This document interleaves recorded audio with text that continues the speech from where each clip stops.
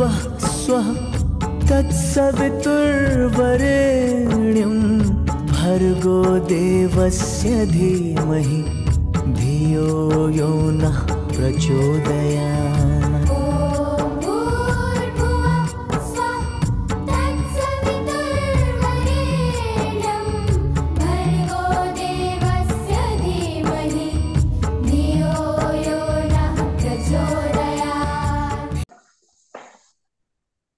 देखते आइयो माँ शक्ति। आज स्वाध्याय चंद्रिका हमारे क्रमांक 782, दिन गुरुवार, तारीख 2 नवंबर 2023। अंकुर अंकुर। और आज का जो विषय है वो है अवसाद, तनाव, चिंता, कारण, उपचार, भाग 4, depression, stress, anxiety, cause and remedy, part 4। आदरणीय अंकुर जी, जो इसमें एंजाइटी है वो जनरली देखा गया है कि कई बार तो रिश्तों के अंदर तनाव हो जाता है, पति पत्नी में हो जाता है। कई बार हम लोग जो जॉब करते हैं, जिम्मेदारी निभाते हैं, वहां तनाव हो जाता है। और इसमें जो एक बड़ा अच्छा शब्द है लापरवाह या बेपरवाह। मतलब कुछ लोग कहते हैं लापरवाह होना चाहिए, बेपरवाह होना चाहिए। क्योंकि जब एंजाइटी हो जाती है तो कहीं ना कहीं व्यक्ति का आत्मविश्वास बहुत कमजोर हो जाता है।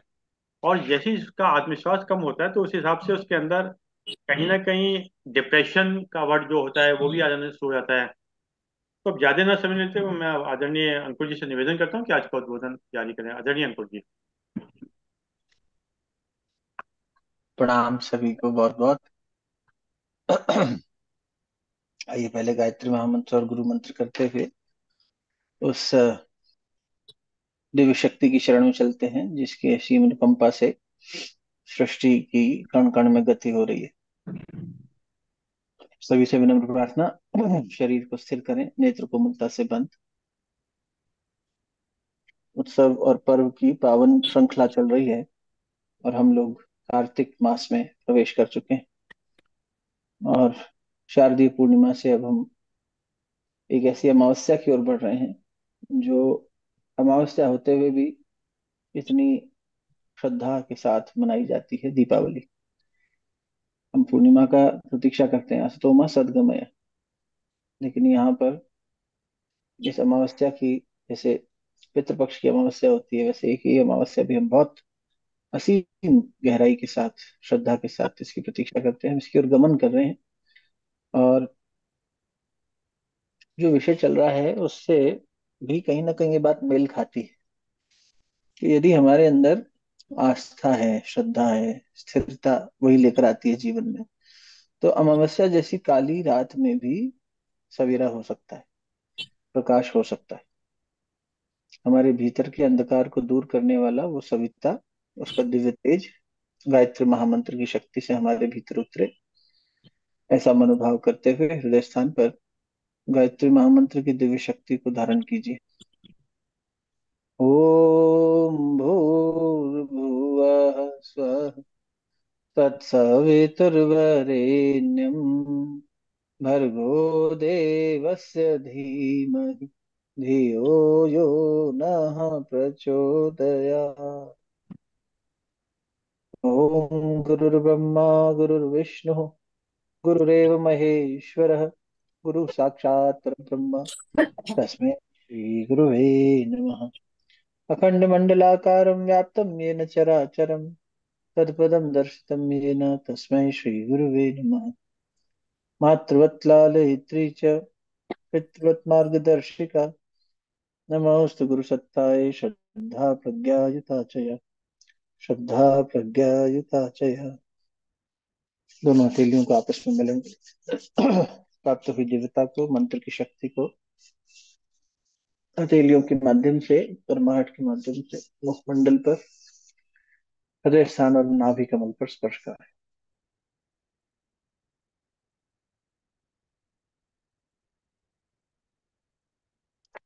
बहुत बहुत प्रणाम सभी को, बहुत बहुत आभार आपका। विषय क्योंकि श्रृंखला के साथ चल रहा है पहले ही, तो उसी को आगे गति देंगे। और आज जो संकेत किया गया है कि आत्मविश्वास की कमी, तो उसमें देखिए विश्वास शब्द ही भगवान को प्रणाम करते हुए शिव जी और पार्वती जी को तुलसीदास जी ने भी वही कहा, श्रद्धा और विश्वास का स्वरूप। जीवन में श्रद्धा और विश्वास एक ऐसी ऐसा आधार है जिसके बेसिस पर अगर जीवन को बनाया जाए तो मनुष्य विपरीत से विपरीत परिस्थितियों में खड़ा हो सकता है। और जैसा कि अभी अपन बात कर रहे थे गायत्री महामंत्र के माध्यम से ही, कि हम अब देखिए बढ़ रहे हैं अंधकार की तरफ, चंद्रमा कम होते चले जा रहे हैं, पर फिर भी दीपकों के माध्यम से भरत जी ने भगवान राम, लक्ष्मण जी और सीता जी का स्वागत किया। कि अंधकार भले ही आ जाए जीवन में, अवसाद क्या है? एक ऐसी स्थिति है जहां व्यक्ति होपलेस हो गया है, उसे आशा अब नहीं रही किसी चीज से, निराश हो गया है। और निराश हो जाने के कारण उसे लगता है कि अब कोई समाधान काम नहीं। जहाँ एंजाइटी शब्द आता है, जहाँ डिप्रेशन आता है, उसमें एक मौलिक अंतर समझ लेना चाहिए। एंजाइटी आने वाले समय को लेकर होती है, अब भविष्य में क्या होगा इसको लेकर जब मन उत्तेजित होता है। जैसे अभी वर्ल्ड कप का समय चल रहा है, तो अरे क्या होगा, जो रुचि रुचि लेते हैं, जो लोग जिस चीज में रुचि लेते हैं उसके भविष्य के बारे में, जब हम अपने जीवन में रुचि लेते हैं तो अरे हमारे आने वाले दिनों में क्या होगा। परीक्षा के समय परीक्षा फल आने वाला होता है तो सब हार्ट बीट तेज हो जाती है, बोर्ड एग्जाम्स के रिजल्ट आने वाले होते हैं। तो जब व्यक्ति किसी लक्ष्य को आधार बनाकर बढ़ना शुरू करता है और भविष्य में उसका चिंतन जाता है, तो क्योंकि भविष्य को लेकर ही लक्ष्य बनाएगा, अब क्या होता है, बार बार जब जाने लगता है तो फिर वहां व्यथित होने लगता है मन। ये जो स्थिति है, ये एंग्शियस होना है, एंग्जाइटी, एंग्शियस हो जाना। ये क्यूरोसिटी से शुरू हुआ है। जिज्ञासा एक चीज होती है, क्यूरोसिटी अंग्रेजी में कहते हैं जिज्ञासा, किसी बात के मर्म को समझने की इच्छा। तो जब अब आगे क्या, ये जानने की इच्छा हुई, तो अगर इसे सकारात्मक दृष्टि से हैंडल किया जाए तो ये जिज्ञासा हो गई। लेकिन अगर ये वही व्यथित हो जाए मन, तो यही एंग्जाइटी जाती। और उस स्थिति में फिर पैनिक अटैक जिसे हम कहते हैं, कि ऐसी परिस्थितियां पैदा हो जाती हैं जिससे व्यक्ति के हाथ पांव फूलना इत्यादि हो जाए। डिप्रेशन दूसरी चीज है। डिप्रेशन ये है कि मनुष्य जब जो हताश निराश हो गया, विषाद जैसे अर्जुन को आ गया। अर्जुन को भविष्य की चिंता यूं थोड़ी थी कि मैं युद्ध जीतूंगा क्या हारूं, वो एंग्जाइटी होती। अर्जुन ने जब जो सूचक दिए अपने कि अरे मेरे साथ तो ये सब चीजें हो रही हैं, और उसका नाम ही इसलिए विषाद योग रखा गया कि वो डिप्रेशन था, जहाँ किंग कर्तव्य विमूढ़ हो जाए व्यक्ति। एंग्जाइटी तो ये हुई कि मेरी क्षमता से ज्यादा मैं बाहर बार बार भविष्य में जाके आगे जाके उसका चिंतन, चिंता चिंता चिंता कर रहा हूँ, और अब वो थकान हो रही है मन को उससे, और मैं व्यथित हो रहा हूँ कि यार होगा क्या, और उसमें मैं पैनिक हो जाऊं। That is being anxious. तो एक मौलिक अंतर इन दोनों में है। डिप्रेशन जो है वो पास्ट की वजह से आता है।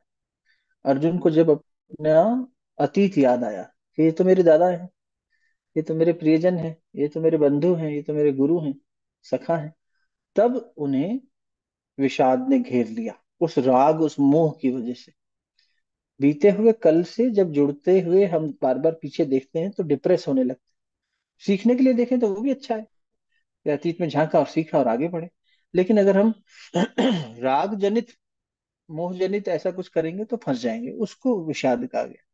और जो भविष्य की चिंता करके बार बार आगे का सोचकर वो फ्यूचर का दिमाग में रख, वो एंजाइटी, आने वाले शाम तक, कल तक, परसों तक, या भविष्य में क्या हो, इस दृष्टि से।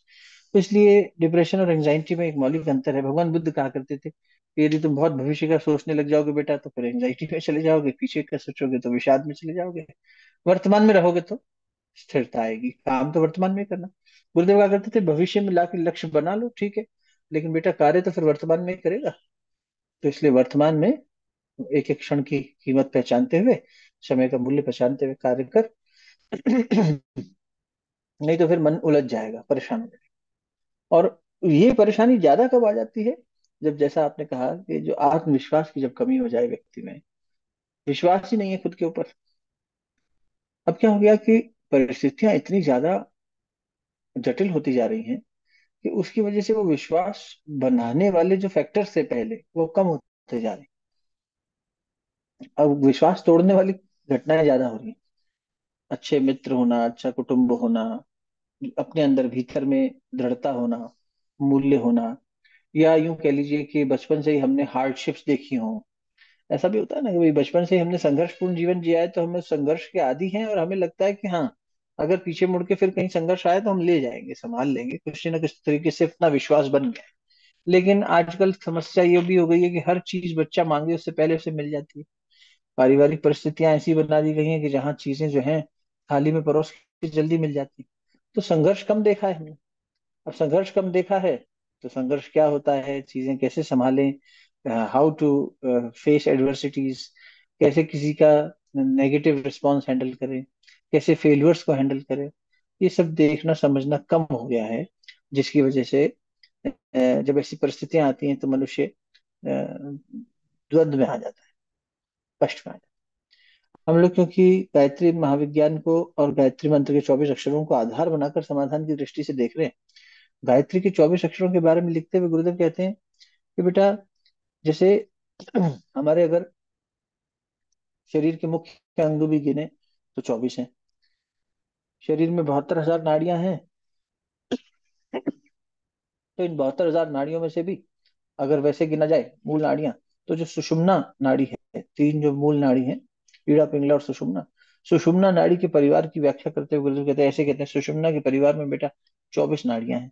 7 ग्रीवा क्षेत्र में है, 12 पीठ में है, 5 कमर में है। ये सुषुम्ना का परिवार है। हमारे ग्रंथों की व्याख्या करते हुए गुरुदेव कहते हैं कि उनकी गणना भी देखो तो 24 है बेटा। 4 वेद हैं, 4 उपवेद हैं, 4 ब्राह्मण हैं, 6 वेदांत हैं, 6 दर्शन हैं। यहाँ पर भी हमें 24 की गणना मिलती है। अवतारों की श्रृंखला में देखें तो प्रज्ञा अवतार को गिने तो 24 अवतार मिल जाते हैं।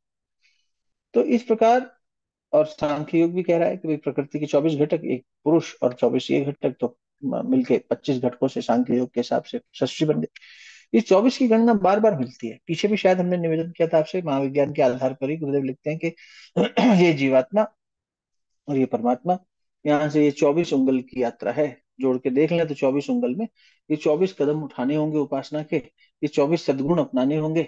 ये अपनाने होंगे तो बेटा जीवन के अंदर हर परिस्थिति सुलभ हो जाएगी, सहज हो जाएगी। इसलिए समाधान तो घूम फिर कर हमें वहां पहुंचना ही पड़ेगा जहां से आत्मा पोषण प्राप्त करती है। आत्मविश्वास की बात कही गई ना, आत्मविश्वास, ये जो आत्म तत्व है, इससे जितना जो दूर चला गया है। डिप्रेशन की व्याख्या करते हुए गुरुदेव लिखते हैं, स्ट्रेस वगैरह की, कि बेटा ये जो समस्या दिखाई देती है समाज में आज, पीछे गुरुदेव के रेफरेंस से एक बार अपने एक सूत्र ये पकड़ा था कि भाव संवेदनाओं की गंगोत्री सूख गई है ना। एक जगह गुरुदेव लिखते हैं कि जो व्यक्ति अपनी अंतरात्मा से जितना दूर आ गया है वो उतना ही ज्यादा तनावग्रस्त है। बड़ा सुंदर सूत्र दिया है गुरुदेव ने। जो व्यक्ति अपनी अंतरात्मा से जितना दूर आ गया है वो उतना ही ज्यादा तनावग्रस्त है। और जो अंतरात्मा की यानी उस चैतन्य सत्ता की जितनी शरण में है, जितना उसके पास है, उतना नजदीक है, उतना ही वो सरल जीवन जी रहा है, सुलझा हुआ जीवन जी रहा है। मुझे लगता है इसको व्याख्या की ज्यादा आवश्यकता नहीं है। हम सब इतना समझते हैं कि अंतरात्मा से दूर जाने का मतलब यही है कि अंतरात्मा जो बार बार हमें सत्य के रास्ते पर, अच्छाई के रास्ते पर, मौलिकता के रास्ते पर चलने की बात कह रही है, उससे दूर जाकर जब हम अहम के रास्ते पर चलते हैं। शांति कुंज में रहते थे तो वहाँ हमारे गुरु भाई हैं, श्री आदरणीय श्री संदीप कुमार जी, रजिस्ट्रार रहे काफी समय यूनिवर्सिटी के। उन्होंने बड़ी अच्छी एक टर्म दी थी श्री अरविंदो के रेफरेंस से, कहते divine centre and ego centre, शायद श्री अरविंदो की दी हुई टर्म है ये, कि तुम डिवाइन सेंटर से डील करते हो तो तुम सरल रहते हो। सच्चे बोलने वाला व्यक्ति कभी इस बात से थोड़ी द्वंद में रहता है कि मैंने इनसे क्या झूठ बोला, इनसे क्या झूठ बोला, इनसे क्या झूठ बोला। कंफ्यूज नहीं रहता। सरल है, सुलझा हुआ है, उसने सत्य का साथ दिया है, साथ साफ बोल रहा है, साफ जी रहा है, प्रामाणिक जीवन जी रहा है, ठीक है। तो ये जो, जब हम ईगो सेंटर में जाते हैं यानी अपने अंतरात्मा से जितना दूर जाके अपने अहम का पोषण करने की कोशिश करते हैं और उसके लिए इन सारे विकारों का साथ लेते हैं, तो ये चीजें बढ़ने लग जाती है। तनाव क्या है? किसी रबर बैंड को उठा के हम खींचना शुरू करें तो वो बना ही खींचने के लिए है। ये मन, हमारा शरीर, हमारा जीवन खिंचाव अनुभव कर सकता है, इसमें इतना लचीलापन है। पर ये लचीलापन, जब कोई व्यक्ति के अंदर स्तब्धता आ जाए, स्तब्धता मतलब ऐंठ आ जाए, अकड़ आ जाए, तो फिर वो कहाँ फिर चल पाएगा मामला। लेकिन यही अगर उसमें इलास्टिसिटी है, फ्लेक्सिबिलिटी है, तो फिर जीवन तो इसके लिए बना ही है कि जीवन जो है वो खुद को एकोमोडेट कर सके। मनुष्य का ही नहीं, सभी प्राणी कर रहे हैं। हर बार जो जितना एकोमोडेट कर लेता है उतना उसका सर्वाइवल अच्छा हो जाता है। हम लोगों का सर्वाइवल ही प्रॉब्लम में आ गया। क्योंकि हमने अपनी मौलिक शक्तियों को अपनी अंतरात्मा से दूर जाके खो दिया। आत्मा ने सरल मार्ग और श्रेष्ठ मार्ग पर चुनने को कहा, मन कह रहा है ये सब ऊटपटांग हरकतें करने को, और अहंकार उसे पोषित कर रहा है, बुद्धि भ्रमित हो रही है, तो मनुष्य उस दिशा में जा रहा है। सारा समस्या ही इसी का ही तो है। कल कितना सुंदर सत्संग चल रहा था, आप में से जो लोग थे, कि भाई ले दे के खेल यही है। और वहां भी यही बात आई थी, गीता जी के रेफरेंस से प्रश्न यही उठा था कि परमात्मा कह रहे हैं, भगवान श्री कृष्ण कह रहे हैं कि तू सब धर्मों का परित्याज्य करके मेरे शरण में आ जा, केवल एक मेरी मात्र शरण में आ जा, केवल मात्र मेरी शरण में। तो इसका क्या मतलब है, इस पर चिंतन चल रहा था कल शाम को। तो यही बात आई कि भाई भगवान की शरण मतलब उस आत्मा की शरण, चेतना की शरण, उसमें जब चलेंगे तो जीवन सहज हो जाएगा, सरल हो जाएगा, क्योंकि स्रोत जीवन का वही है। हम क्यों गायत्री महामंत्र को आधार बनाकर चिंतन कर रहे हैं कि स्रोत जो है, जो मौलिक स्रोत के नजदीक ले जाए, उसको बात करें। तो अब 24 अक्षरों को गुरुदेव कहते हैं, अगर साधक की दृष्टि से देखो तो इसमें 24 अक्षर, 24 बीज मंत्र हैं, हर बीज मंत्र का अपना मतलब और उसकी अपनी शक्ति। ये साधना की दृष्टि से बात है। अगर हम इसे ध्यान की दृष्टि से देखें, मंत्र की दृष्टि से, मंत्र ध्यान के लिए आवश्यक है, मंत्र ध्यान करने में मदद करता है। तो मंत्र की दृष्टि से देखें तो इसमें ध्यान का संपुट है। ध्यान कर रहे हैं हम सविता का, वर्ण कर रहे हैं, और उसको प्रज्ञा को धारण कर, सविता का वर्ण करना, प्रज्ञा को धारण करना, इस वजह से इसे मंत्र भी कह दिया गया। और भगवान श्री कृष्ण ने गीता जी में कहा, छंदों में मैं हूँ गायत्री। छंद और मंत्र में अंतर यही है। छंद में ये शर्त नहीं है जो मंत्र की है, मंत्र में भाव जोड़ना पड़ेगा। भाव ये जोड़ना है कि मैं प्रज्ञा को अपने अंदर खींच रहा हूँ, सविता का वर्ण कर रहा हूँ, वो मेरे उसको। तो जब भाव की बात करते हैं कि उस सुख स्वरूप दुख नाशक श्रेष्ठ तेजस्वी पापनाशक परमात्मा को हम अपने अंतरात्मा में धारण करें, और वो हमारी सभी की बुद्धि को बलपूर्वक श्रेष्ठ मार्ग पर आगे बढ़ाए, ये भाव जोड़ दिया है जब, इस भावार्थ के साथ में जब मंत्र, जब उस छंद को दोहराए तो मंत्र हो गया। अब मैं प्रज्ञा को धारण करने के लिए और सविता को को धारण करने के लिए और प्रज्ञा को जागरण करने के लिए इस छंद का प्रयोग करूं, तब ये मंत्र हो गया। नहीं तो छंद है ना। तो अब छंद गाया जाता है, छंद को गायन शैली में ले सकते हैं। तो छंद में भगवान ने कहा कि भाई मैं छंदों में गायत्री हूँ। तो छंद की दृष्टि से अलग उसका मतलब है, साधना की दृष्टि से अलग है। और ध्यान करने के लिए जब बैठ रहे हैं तो उसे मंत्र को आधार बना रहे हैं तो उसका एक अलग अर्थ निकलता है। और तीनों में ही किसी भी रूप में हम इसको अपना लें, गुरुदेव कहते हैं कि उसकी सारी शक्तियां जो बीज अक्षर हैं, वो अपनी शक्तियां प्राकट्य करने लगते। पीछे भी हम तत् और स और दो अक्षर ले चुके हैं। आज वी अक्षर की व्याख्या पे चलते हैं, जिसको गुरुदेव लिखते हैं कि गायत्री महाविज्ञान में, कि जो चंद्रमा की शक्ति है, पहली अग्नि की शक्ति थी, दूसरी प्रजापति की शक्ति थी, आज चंद्रमा की शक्ति। तो शुरुआत में ही देखिए, अग्नि क्या है, आत्मा ही तो है। भगवान सूर्य ने कहा, ना भगवान कृष्ण ने कहा अर्जुन से कि आत्मा सूर्य रूपी है, अग्नि वाणी रूपी है, और मन चंद्रमा रूपी है। ये तीन जो है, ये तीनों मुझी से रस पाते हैं, सिर्फ मुझी से सब जीवन पाते हैं। तो आत्मा, मनुष्य की हमारी अंतरात्मा, ये अंतरात्मा, हमारी वाणी और हमारा चंद्रमा यानी हमारा मन, इन तीनों का ही तो खेल है सारा। भाई अंतरात्मा जैसा बताए वैसा जब जीवन चलने लगे, मन उसकी शरण में जाए, तो गुरुदेव ने कहा कि भाई जब तुम उसकी शरण में चलोगे तो आध्यात्मिक मन प्रबल होने लगेगा। और जीवन कैसा हो जाएगा, तो बोले पवित्रता, प्रामाणिकता, पारिवारिकता आ जाएगी उसमें। पवित्रता आ जाएगी, सबसे पहली चीज पवित्रता आ जाएगी। जिसके जीवन में अंतरात्मा से जितना दूर गया है, अवसाद उतना ज्यादा आएगा। मतलब यही है, जीवन उतना हमारा मलिन होता चला गया, अपवित्र होता चला गया। अपवित्रता जिन चीजों की वजह से आ रही है, उन्हें दूर करना। मन रूपी चंद्रमा जो तीसरी शक्ति है गायत्री मंत्र की, तो मन रूपी चंद्रमा जो है, वो बार बार व्यथित हो रहा है, घट रहा बढ़ रहा है। कभी मन जो है चंद्रमा की तरह पूर्णता की ओर बढ़ना चाहता है, कभी घट जाता है, अमावस्या के अंधेरे में चला। अवसादी व्यक्ति के जीवन में भी यही होता है, या तनावग्रस्त जीवन भी उठाकर देखें, एंजाइटी हो, डिप्रेशन हो, जो जीवन में यही घटनाएं घटती हैं। कभी मन उत्साहित भी दिखेगा, कभी एकदम परेशान दिखेगा, कभी हम हंसते हुए भी दिखेंगे, कभी रोते हुए भी दिखेंगे। इसलिए आवश्यकता ये है कि हम जीवन को आत्मा के नजदीक ले जाने वाले आधार पर लेके चलें। यहाँ बाहर की बेपरवाही या लापरवाही की बात नहीं है। यहाँ मूल तो है कि अपनी परवाह कितनी करी, अपनी अंतरात्मा की परवाह कितनी करी, वो बहुत जरूरी है। बार बार गुरुदेव ने कहा, बेटा तेरे अंदर जो अंतरात्मा बैठी है उसके प्रति जिम्मेदार तू अकेला खुद है, उसकी जिम्मेदारी कोई नहीं लेगा। बाकी तेरी जिम्मेदारियां कोई भी निभा सकता है, पर ये जिम्मेदारी तुझे खुद निभानी पड़ेगी। Your answerability towards your soul, that has to be addressed. अगर ये एड्रेस नहीं की जा रही, अगर इस पर नहीं कार्य किया जा रहा, तो जीवन बिखरता चला। अगर कोई डिप्रेशन में नहीं भी गया है या बहुत एंजाइटी में नहीं भी दिखाई दे रहा है, तो भी कहीं प्रगतिशील तो नहीं होगा, बिखरा हुआ जीवन होगा। ये सारी शक्तियां ऐसे ही बिखरी रह जाएंगी। और मनुष्य जीवन, जिसके लिए कल कह रहे थे ना मामा जी के, देवता भी देख के कहते हैं अरे जीवन तो तुझे जो है किस विलक्षण जीवन मिला, हमें भी नहीं मिला ये तो मनुष्य शरीर। देवता भी आने को तरसते हैं इस शरीर में। क्यों? क्योंकि इसमें रह के तू परमात्मा के नजदीकी का अनुभव कर सकता है, बहुत सारी श्रेष्ठ चीजें कर सकता है, लेकिन हम खुद ही उसका उपयोग नहीं कर रहे। इससे ज्यादा मूर्खता क्या होगी, अज्ञान क्या होगा कि जिस उद्देश्य के लिए जीवन मिला वो उद्देश्य भूले बैठे हैं। इससे बड़ी माया क्या होगी। हालांकि माया का एक अच्छा स्वरूप हमें आज चर्चा में निकल के आया। कल हमारे पास बड़ा इंटरेस्टिंग केस आया है। पुणे के एक सज्जन है 34 वर्ष के, उनके साथ पिछले 6-7 महीने से एक घटना घटित हो रही है कि वो बैठे बैठे कुछ सेकंड्स के लिए ऐसी स्थिति में चले जाते हैं। उनका दिमाग, अब देखिए मनुष्य का दिमाग है, और इससे वो पैनिक हो गए हैं, स्ट्रेस में आ गए हैं, और उनको मदद की आवश्यकता लगी, तो वो ढूंढते ढूंढते पहुंच गए रेफरेंस से किसी के। तो आज सुबह उनसे बातचीत हुई विस्तार में।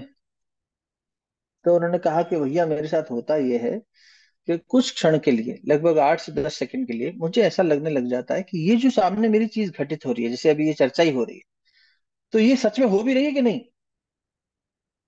ये मिथ्या है और ये अनरियल है, उसने कहा। ऐसा मुझे लगता है। और उस पल में मैं पैनिक होने लग जाता हूँ। भाई स्वाभाविक है, आप लोग हैं ना मेरे साथ। तो मंजरी के साथ मैंने डिस्कस किया, उन्होंने कहा देखो माया कितनी बड़ी शक्ति है। माया, ये जो मिथ्या है, देखा जाए तो वो बड़ी उपलब्धि वाली स्थिति में है भाई। उसे कुछ क्षण के लिए तो समझ में आ जाता है कि ये सब मिथ्या है। लेकिन ये जब समझ समझ में अगर बिना साधना के आ जाए बाई चांस, तो वो व्यक्ति पैनिक में आ रहा है उसकी वजह से। बोले मुझे इतना स्ट्रेस हो गया पिछले 6 महीने से, अब मेरे को नींद की गोलियां खानी पड़ रही हैं। 20 दिन पहले डॉक्टर ने जांच करी। हमने कहा मेडिकल साइंस क्या कहती है, वो बोले उनको कुछ पता ही नहीं चल रहा, वो कह रहे हैं इसका कोई कारण हमें समझ में नहीं आ रहा, आप नींद की गोली ले लो थोड़ा सा आराम आ जाएगा, और कोई शॉर्ट सर्किट सा है, अपने आप हो रहा है, अपने आप ठीक हो जाएगा। हाँ, लेकिन किसी ने सलाह दी कि मेडिसिन के साथ साथ मेडिटेशन वगैरह करो, तब इस दिशा में सोचने लगे। तो आप सोचिए कि एक क्षण के लिए भी अगर ये मिथ्या है का अनुभव होने लगे, तो जीना मुश्किल हो रहा है है ना। स्ट्रेस का कारण सिर्फ यही नहीं है कि हमारे पास अक्ल नहीं है या हमारे पास संसाधन नहीं है। ये अनेक कारण हैं जीवन में, जिसके लिए आवश्यकता ये है कि हमें कहीं ना कहीं उस परम सत्ता की शरण में, आत्मा की शरण में जाना ही पड़ेगा। और कोई रास्ता है नहीं। हमें याद है बहुत पहले हमने किसी से पूछा था, हमारे एक मित्र के बड़े भाई साहब थे, और उस समय अपने यंग एज में ही थे, मतलब हम खुद ही उस समय 15-17 साल के थे। हमने कहा और कोई रास्ता नहीं है क्या? हमने कहा क्यों जाना जरूरी है स्पिरिचुअलिटी के रास्ते? तो उन्होंने एक बड़े शक्तिशाली आंसर दिया था। बोले और कोई चारा ही नहीं है इतना ही बोले, और कोई चारा नहीं, there is no other way out. हम अगर कितना भी कोशिश कर लें, अर्जुन और कोई रास्ते गया ही नहीं, इसलिए उन्होंने सीधा भगवान के ही शिष्यत्व भाव में चरण पकड़ लिए कि आप मुझे मेरे मन को समाधान दीजिए। परमात्मा की या गुरु की या अंतरात्मा की शरण में जाए बिना समाधान है नहीं। इसलिए परवाह इसी की करनी है। असल में इसी से दूर चले गए थे, इसलिए परेशान थे। जो अपने निज से जितना दूर चला गया है, जिसने अपनी अंतरात्मा को जितना मारना दबाना चुप कराना शुरू कर दिया है, और उसे अनसुना करना शुरू कर दिया है, वो क्षणिक थोड़ी देर के लिए तो शायद हो सकता है सुख प्राप्त कर ले या उत्तेजना शांत कर ले अपनी। वो अपने रजोगुणी सुख के पीछे भाग रहा है, जो भगवान श्री कृष्ण ने गीता जी में कहा कि हे अर्जुन, सतोगुणी सुख शुरू में कड़वा लगता है, बाद में अमृत समान। रजोगुणी शुरू में अच्छा लगता है, बाद में परेशानी करता है, विषैला हो जाता है। और तमोगुणी तो वास्तव में सुख है नहीं, समझाने के लिए कह दिया कि 3 प्रकार के सुख समझा रहा हूँ, वरना तमोगुण में तो सिर्फ निद्रा प्रमाद और आलस्य ही है। तो इसको तो सुख मानना ही बेकार है, तो अज्ञानी उसे सुख मान रहा है, वरना इसमें सुख थोड़ी है कोई। तो सतोगुणी सुख आगे चल के अमृत होने वाला है, और रजोगुणी सुख आगे जाके विषैला होने वाला है। वो विष समान हो जाएगा। और यही हो रहा है, हम शुरुआत में सोचते हैं कि हमें जो मिल रहा है वो अमृत है, और हम उसके पीछे भागना शुरू करते हैं, चाहे वो किसी भी तरह का भोग हो। और उस भागदौड़ में हम अपनी अंतरात्मा से, यानी उस चेतना से दूर चले जाने लगते हैं। उसकी कीमत पर हम ये प्राप्त करना चाहते हैं, तब दिक्कत होती है। यदि कोई भी विकास किसी दूसरे की कीमत पे होगा, at the cost of something else और someone else, then it is not a true progress. तो वो डेवलपमेंट नहीं। मैं अपनी ग्रोथ अपने स्वास्थ्य के कीमत पे करूं तो बेकार है। मैं अपनी ग्रोथ, ना फाइनेंशियल ये वो जो भी सांसारिक ग्रोथ है, उसको अपने पारिवारिक रिश्तों को दांव पे लगा के करूं तो बेकार है। फिर वो समझदारी थोड़ी है, ना समझिए। तो इससे तो अच्छा है कि भाई मैं थोड़ा सा कम ग्रोथ कर लूं, लेकिन सबके साथ ये भी तो ग्रोथ का हिस्सा है। सिर्फ फाइनेंशियल ग्रोथ या बाहर की दुनिया की चकाचौंध, लेकिन हम क्या करते हैं, उसी को ग्रोथ का, सक्सेस का डेफिनेशन मान। गुरुदेव ने एक बहुत बड़ा काम किया और हमसे भी करवाते रहे हैं, सबसे चाहते हैं कि हम उनके बच्चे करें, और करना जरूरी भी है। गुरुदेव कहते हैं, बेटा परिभाषाएं सही करो। सफलता की वास्तविक परिभाषा किसे माने? मनुष्य के मूल्यांकन की वास्तविक कसौटी किसे माने? भगवान की सच्ची परिभाषा किसे माने? जीवन को व्यर्थ न गवाकर देवता माने या कुछ और माने? ये सारी चीजों को गुरुदेव ने फिर से स्थापित किया, परिभाषित कर दिया, पुनर्भाषित कर दिया। बेटा इसको फिर से समझ ले कि तू जिसके पीछे चलना चाहता है वो है क्या, और तू जिसे छोड़कर जा रहा है वो है क्या। बार बार समझा रहे हैं। ये परिभाषाएं सही करनी पड़ेंगी। हमने इस परिभाषा का जो अभी वर्जन अपना रखा है, वो हमारे लिए नुकसानदायक हो रहा है। और सिर्फ इसलिए कि समाज उसका ढोल पीट रहा है या कुछ लोग उसे मान के उसका शोर मना रहे हैं, हम भी मचाने लग गए कि सक्सेस का मतलब तो ये है कि सफलता के पैमाने ये कर लिए कि किसका कितना बड़ा घर है, कितना बैंक बैलेंस है, कितना स्थिरता है। स्थिरता की परिभाषा क्या है? बोले स्थिरता की परिभाषा भी यही है, ये तो परमानेंट एड्रेस। ये स्थिरता थोड़ी है। आंतरिक स्थिरता, हमने पैमाने गलत तय कर लिए ना। अब उन पैरामीटर्स पे अगर हम जीवन को नापने चलेंगे, और वो उसको नाप के देख लिया, देखो जनरेशन आफ्टर जनरेशन दिखाई दे रहा है। एक छोटा सा मूल्यांकन करके देख लीजिए, पहले जो जनरेशन्स थी, क्योंकि आप लोग तो और पीछे तक देख पाएंगे, वो साधनों की दृष्टि से हो सकता है कम हो, उनके पास साधन कम थे, आज के सब डेफिनेटली आज के कंपैरिजन में कम थे, लेकिन फिर भी साधन विहीन होते हुए भी उन्हें सुख से जीना, सुख पूर्वक और समृद्धि पूर्वक जीना आता। जीवन की मौलिक आवश्यकता क्या है? सुख और समृद्धि तो है। सांसारिक दृष्टि से हम समृद्ध भी होना चाहते हैं, और समृद्धि फिर धन से मत तौलिएगा। समृद्धि सुनते लगता है कि पैसे की, प्रोस्पेरिटी की बात हो रही। Prosperity is not just about bank balance. Prosperity is about मेरी हेल्थ कैसी है, मेरा परिवार कैसा है, मेरे पास रिसोर्सेस क्या है, मेरे मेरे पास संगठन है कि नहीं। आयु प्राणम प्रजम पुष्पम कीर्तिम द्रविणम ब्रह्मवर्चस्व, ये है वेल्थ, ये है ट्रेजर। और ऋषि इसकी आज्ञा देते हैं कि आप मांग सकते हो। ओम स्थिता मया वरदा वेद माता प्रचोदयंताम पाव मानी द्विजना। आप द्विज प्रदान करने वाली हो। धर्म अर्थ काम मोक्ष, चारों फलों की इच्छा की जा सकती है, कोई रुकावट नहीं है। समृद्धि को मांगना गलत है ही नहीं। हम तो कहाँ है, पूरे दुर्वासा जी ने जब श्राप दिया था पूरा पूरा ब्रह्मांड श्रीहीन हो जाए, अरे तो इसका ब्रह्मांड में कहीं ऐसी कोई स्थान ही नहीं जहाँ श्री यानी कि वो शक्ति ना हो। शिव शक्ति कह लो, विष्णु लक्ष्मी कह लो, ब्रह्मा सरस्वती कह लो, कुल मिला के रचने वाले की शक्ति और रचयिता, जैसे रामायण में भगवान तुलसीदास जी ने कहा ना कि वाणी और अर्थ, शब्द और उसके अर्थ में क्या अंतर है, एक ही तो है। और जल और लहर अलग थोड़ी है। वैसे ही पुरुष और उसकी शक्ति, मतलब परमात्मा और उनकी माया, उनकी शक्ति। तो अब ये तो साथ में चल रहा है ना, हमेशा साथ है, अलग है ही नहीं। तो श्री का मतलब सिर्फ ये थोड़ी है कि धन वाली लक्ष्मी, नहीं। जब हम ओवरऑल वेल्थ की बात करते हैं तो मनुष्य के जीवन के लक्ष्य क्या है, मतलब क्यों जीना चाहते हैं? आम आदमी से किसी से भी सरल सवाल करें तो हर आदमी कहेगा, यार मैं सुखी होना चाह रहा हूँ, मैं समृद्ध होना चाह रहा हूँ, मेरा जीवन फुलफिल्ड हो, समृद्ध हो, प्रॉस्पेरस हो। पुरानी जनरेशन्स सुखी होना भी जान रही थी, समृद्धि के साथ भी जीना जान रही थी। साधन हो सकता है कम हो, आज संसाधन लगभग सभी के पास आ गए हैं। आज गरीब दिखता है क्या कोई आसपास? बहुत कम दिखते हैं। एक समय गरीब ही गरीब दिखते थे, बीमार ही बीमार दिखते थे, इलाज नहीं होते थे लोगों के, बीमार होकर मरने वाले इतने लोग मिलते थे। आज हमें कम से कम फैसिलिटीज के माध्यम से देखो, हर व्यक्ति के जेब में फोन है, हर वर्ग पे इंटरनेट है, हर एक के पास बैंक, यूपीआई है, सब कुछ है। तो समृद्ध संसाधन आ गए ना। समृद्धि की कुछ नई परिभाषाएं बना के उसके पीछे हम दौड़े, सुख की नई परिभाषाएं बना के उसके पीछे हम दौड़े। लेकिन आज की जनरेशन और पहले की जनरेशन में बड़ा मौलिक अंतर दिखाई देता है। वो साधन विहीन होकर भी सुखी समृद्ध होने के पुरुषार्थ को करते थे, हम साधन संपन्न होकर भी दुखी और दरिद्र होते जा रहे हैं। इतनी बड़ी दुर्घटना पृथ्वी पर कभी नहीं हुई बेटा, गुरुदेव कहते हैं। क्या? कि मनुष्य की मति इतनी ज्यादा भ्रमित हो गई हो, इतनी किसी युग में नहीं हुई। और कलयुग में भी शुरुआत में इतनी नहीं हुई थी। कलयुग जैसे जैसे बढ़ता चला जा रहा है वैसे इसका प्रकोप दिख रहा है, और अंधकार में होता जा रहा है युग। और ऐसे में कोई आने को तैयार नहीं था। अपने प्राकट्य के ऊपर संकेत करते हुए गुरुदेव ने कहा। इसी बात से प्रमाण मिलता है कि भागवत जी में भी इस तरह के संकेत मिलते हैं कि भाई कैसे पता लगेगा कि कलयुग अपने चरम पे है।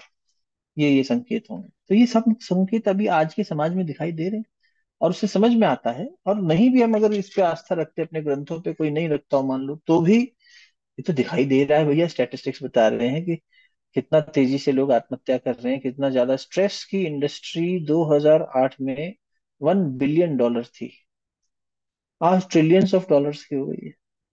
स्ट्रेस रिलेटेड प्रोडक्ट्स, दवाइयाँ, सप्लीमेंट्स, योगा के मैट्स, और बाकी ये फल, प्रोटीन्स, ये वो कितनी सारी चीजें आ गई हैं। इससे आपका स्ट्रेस दूर हो जाएगा, इससे आपकी लाइफस्टाइल ठीक हो जाएगी, इससे आपकी एंजाइटी कम हो जाएगी।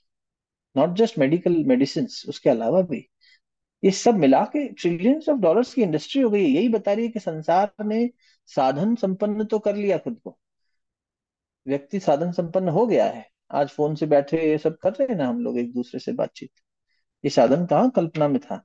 50 साल पहले का व्यक्ति कहते ना धरती पे फिर से आ जाए जन्म लेने, तो घबरा जाएगा कि मैं तो कहाँ गया, कोई अलग ही प्लेनेट हो गया है।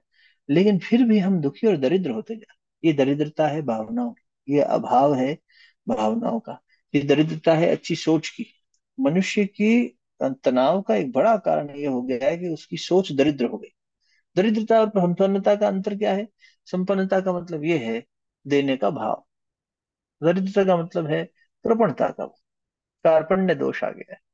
जहाँ कृपणता आ गई वहां तो डिप्रेशन आना ही है। भगवान मेरे में ये कार्पण्य दोष कहाँ से आ गया मुझे पता नहीं चल रहा, मैं किन करते हुए विमूढ़ हो गया हूँ, मेरी मति काम नहीं कर रही। अर्जुन ने यही स्वीकारा था ना, कार्पण्य दोष आ गया, कृपणता। गुरुदेव ने इसको संकीर्णता कहा, संकीर्ण स्वार्थपरता आ गई बेटा। ये संकीर्णता मार रही है व्यक्ति को। जब हम अपने दायरे को सीमित करके, फिर वही अरविंदो की भाषा में कहें तो श्री अरविंदो कह रहे हैं कि तुम ईगो सेंटर में आ गए हो, डिवाइन सेंटर छोड़ दिया, मैं करे जा रहे हो। पिछला जो था ना वो गायत्री महामंत्र का अक्षर, स स अक्षर, पिछली कड़ी में वहां कहते हैं कि जैसे आज चंद्रमा प्रधान है, वहां प्रजापति प्रधान थे। प्रजापति, दक्ष प्रजापति बड़े दक्ष थे, ब्रह्मा के पुत्र थे। लेकिन मैं ईगो सेंटर में आ गए तो भगवान को वीरभद्र भेज के उनके मैंपने को शांत करना ही पड़ा ना। और अब वही हो रहा है। 24वां अवतार प्रज्ञा अवतार क्या है? जिसे हम कल की अवतार प्रज्ञा अवतार कह रहे हैं, विचारों का ही तो खंडन करके, कुविचारों का खंडन करके, विचार क्रांति करके प्रज्ञा को जागृत करना, मनुष्य के अंदर के देवत्व को उदय करना, उसे स्थित प्रज्ञ स्थिति में लेकर आना। यही तो भगवान कर रहे हैं। तमाम जितना ये कार्य हो रहा है, भगवान कोई एक स्वरूप धर के थोड़ी आए हैं, प्रज्ञा का अवतार लेकर आ गए। अब देखो, एक के बाद एक के बाद एक इतने महापुरुषों का आना। हम खुद को तो नहीं पाते इस स्थिति में कि हमारे पास कोई ज्ञान हो, लेकिन हमसे भी भगवान अगर अपना काम करवा रहा है तो भगवान की शक्ति है ना। प्रमाण आपके सामने ही बैठे हैं हम, जो किसी किसी स्थिति में नहीं है उनसे भी भगवान काम करा ले रहा है। तो ये भगवान की विश्वास शक्ति है, विश्वास शक्ति।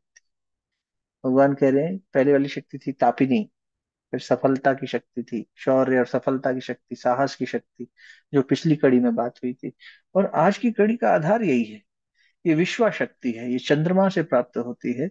और ये मनुष्य को समृद्धि के भाव में लेकर जाती है। चंद्रमा त्याग देना सिखाते हैं। समृद्धि यानी जब हमारे पास जो है वो हम सबके साथ साझा कर रहे हैं, देने का भाव है। माता जी कहा करती थी, वंदे माता जी, बेटा अपनी रोटी मिल बांट के खाना, एक रोटी हो तो आधी किसी को खिलाना, आधी तू खाना। अपनी रोटी मिल बांट के खाने का मतलब क्या है? समृद्धि। मेरे पास भगवान का दिया सब कुछ। एक फकीर ज्यादा समृद्ध है उस राजा से जो कृपण है। उसके पास पैसा तो है पर कंजूस है, देगा नहीं। सहायता देने के लिए उसके पास उपलब्ध है संसाधन, पर देगा नहीं, सहायक बनेगा नहीं। वो शासक बने रहना चाहता है, सहायक बनता नहीं है। देने वाला व्यक्ति सहायक है, वो शासन थोड़ी कर रहा है। वो तो कह रहा है, वो शासन कर रहा है मन पे, रिसोर्सेज पे नहीं कर रहा। रिसोर्सेज मिल बांट के काम में ले रहा है। ये समृद्धि है। तो हम साधन संपन्न तो हुए, लेकिन दुखी दरिद्र हो गए। हमारे अंदर दरिद्रता का भाव आ गया, कृपणता का भाव आ गया। इस वजह से हमारा दुख बढ़ता चला जा रहा है, अवसाद बढ़ता चला जा रहा है। सारी बात छोड़ देना, अगर आज सृष्टि का विनाश हो रहा हो, व्यक्ति एक चीज धारण कर ले। गुरुदेव ने बार बार कहा है, बेटा कृतज्ञता धारण कर, कृतज्ञता, ग्रेटिट्यूड ग्रेटिट्यूड ग्रेटिट्यूड। ये कृपणता छोड़, कृतज्ञता अपना। जो तेरे पास है वो विशेष है। पिछले सत्संग में अरविंद मामा जी ने कहा था ना, अपना मूल्य पहचान और विश्वास कर कि तू दुनिया का सबसे महत्वपूर्ण व्यक्ति है। इसमें ऋषि का तप जुड़ा है। अगर व्यक्ति इसके एक एक अक्षर को बार बार दोहरा ले, एक एक अक्षर पर थोड़ा थोड़ा मन रोक ले, ब्रह्म वाक्य कह दिया। विवेकानंद जी ने कह दिया था दूसरे तरीके से। सो अपने साथ रोज बैठा करो, otherwise you will miss meeting one of the most important person on this planet. आत्म साक्षात्कार रोज किया कर, खुद के साथ रोज बैठा कर। अब वो बैठने की एक कला है, बैठना अपने आप में साधना है। कैसे बैठना है, किस दृष्टिकोण से बैठना है, वो बैठने में जो संवाद होगा, अंतर संवाद, वो क्या होगा। है नहीं तो गुरुदेव के साथ बैठ ले आदमी, अपने गुरु के साथ, अपने इष्ट के साथ बैठ ले। हम बैठा ही तो नहीं रहे ना मन को। पॉज कहाँ ले रहे हैं बताइए? पॉज ले नहीं रहे। अंधाधुंध भागे जा रहे हैं एक दूसरे को देख के। इन्होंने ये कर लिया मैं भी कर लूं, उन्होंने कर लिया मैं भी कर लूं। संसाधन बटोरने के लिए, सफलता के नाम पर, दूसरी चीजों के नाम पर आदमी भटक गया। इसलिए क्या है, आत्मविश्वास तो आत्मा के नजदीक जाने से आना था, वो कम होता ही चला गया। संसाधनों के पीछे भागे तो तनाव बढ़ता चला गया। अब शक्ति आई लेकिन संभालना नहीं आया। हो सकता है किसी ने अपनी बुद्धि चातुर्य से दो पैसे या सम्मान वगैरह समाज से एकत्रित करके खुद को थोड़ा कॉन्फिडेंट भी फील किया हो। चलो यार, हमने देखो इतनी कम उम्र में ये कर लिया। लेकिन उसे संभालने की भी तो शक्ति चाहिए।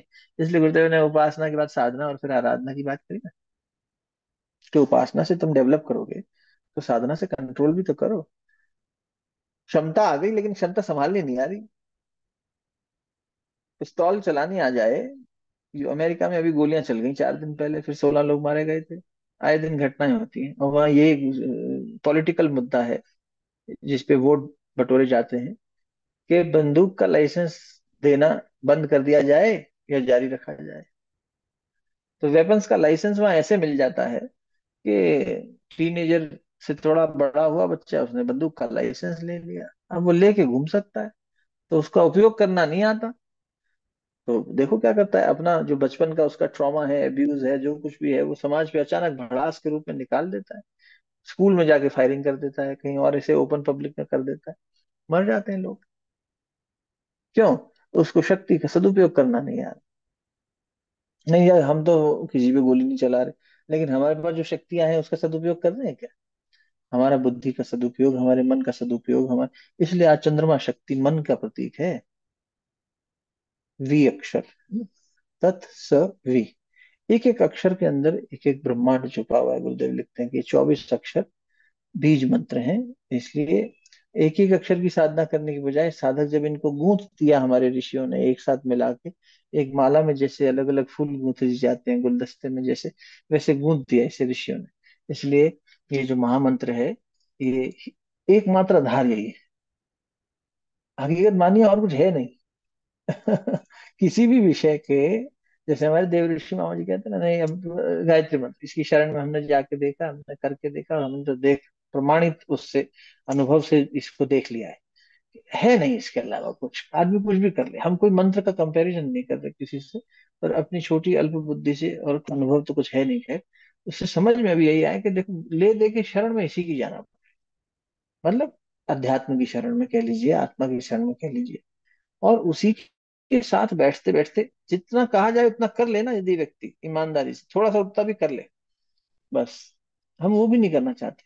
अनुशासनहीनता एक बहुत बड़ा कारण है डिप्रेशन। हमें कोई आगे से आके समाधान दे दे, बेटा ये कर ले इससे ठीक हो जाएगा, तो भी हम नहीं करते। अब कोई आके परोस दे, मुंह में डाल दे, तब भी चबाने का पुरुषार्थ तो करना पड़ेगा। पेट में ले जाके बेटा पचाना तो तुझे पड़ेगा। माँ खिला भी दे अपने हाथ से तो बच्चा इतना पुरुषार्थ तो करे।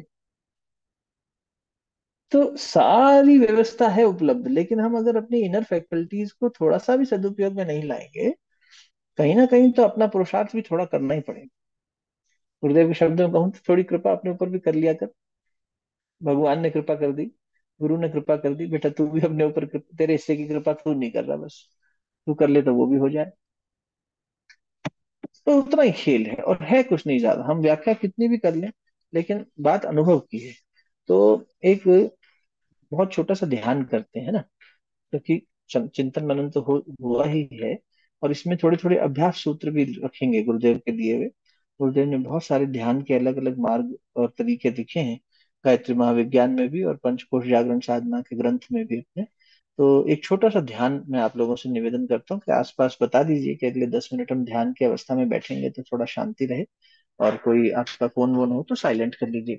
शरीर को स्थिर करके आराम से अपने कुर्सी में बैठे हैं तो कुर्सी में, बेड पे बैठे हैं तो बेड पे, संभव हो तो बैठ के करें। और अगर स्वास्थ्य अच्छा ना हो, शरीर की अवस्था ना आपको ये परमिशन दे, तो लेटे लेटे कर लीजिए, कोई दिक्कत। शरीर स्थिर करके नेत्र बंद करके सहज अवस्था में पहले आएंगे, और दोनों हाथों को भगवान बुद्ध की तरह गोद में रख लें। यदि आप कुर्सी पे बैठे हो तो अपने पैरों पर रख लें, हथेलियां जो हैं ऊपर की ओर होंगी। यदि आप भगवान बुद्ध की तरह रख रहे हैं, ध्यान मुद्रा कहते हैं इसको, तो बायां हाथ नीचे दायां ऊपर, राइट ऊपर रहेगा लेफ्ट नीचे, हथेलियां ऊपर की ओर देख रही होंगी, हाथ एक के नीचे एक, कंधे सहज कर लें, कोई कहीं तनाव नहीं शरीर, शरीर को एकदम सहज रखें, लेकिन सतर्क हो, है ना।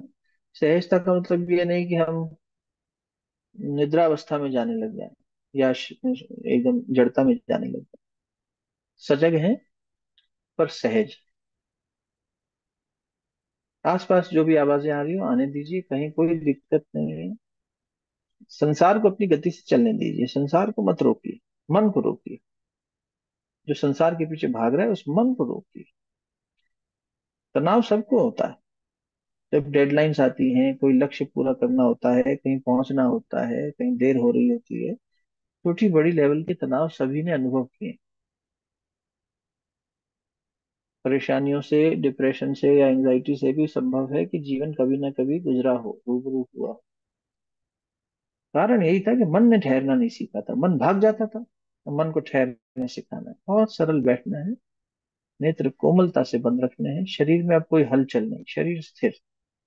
हिलती हुई हंडिया में नरेन दही नहीं जमता, भगवान रामकृष्ण परमहंस कह रहे हैं। हिलती हुई हंडिया में दही नहीं जमता। मन रूपी दही जमाना है तो पहले हंडिया हिलाना बंद करो, शरीर रूपी हंडिया को स्थिर करो, नेत्र कोमलता से बंद, शरीर सहज। जिह्वा को ऊपरी तालू पे बस स्पर्श करा लीजिए, जीभ को, अपनी टंग को घुमा के पीछे नहीं ले जाना, केचरी नहीं लगानी, सरलता से ऊपर वाले तालू पर स्पर्श करा दीजिए। अपने लोअर जॉ को, जबड़े को सहज रखिए। चेहरे में कहीं कोई तनाव नहीं, कंधे रिलैक्स्ड, कोहनी रिलैक्स्ड, एकदम हल्का, सतर्क और सहज। स्थिरम सुखम आसनम, महर्षि पतंजलि कह रहे हैं। कहीं कोई तनाव नहीं, सुख और स्थिरता, अब इससे हिलना ना पड़े। और अब अपने चित्त को एकाग्र करिए, स्थिर शरीर, एकाग्र चित्त, भाव समाधि। स्थिर शरीर, एकाग्र चित्त, एकाग्रता सांसों पर, भीतर आती बाहर जाती सांसों पर चित्त को एकाग्र कीजिए।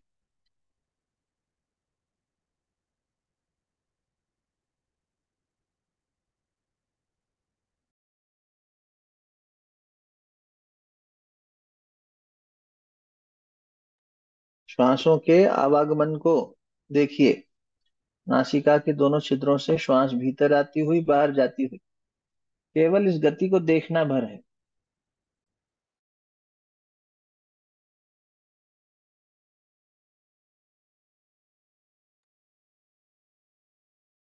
मन को सांसों के साथ में गति कराइए। मन भीतर की ओर आता हुआ, सांसों के साथ भीतर, और फिर बाहर जाती हुई सांसों के साथ बाहर जाता।